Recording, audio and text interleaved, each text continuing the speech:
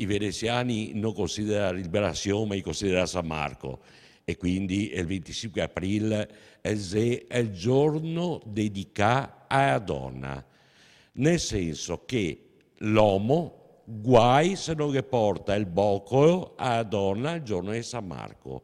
Una volta invece già era usanza da parte di uomini andare dal fiorista, ordinare il boccolo, scrivere il bigliettino d'amore a suo caro oppure a mamma o a persona che ti tenevi, e dopo c'era il boccetta, diciamo così, chiamava il fiorista che andava a consegnare i boccoli a Venezia.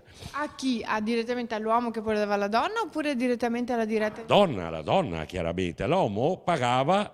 Una tradizione che è cambiata nelle modalità, ma che comunque si è mantenuta viva. Beh, deve mantenersi vive queste tradizioni.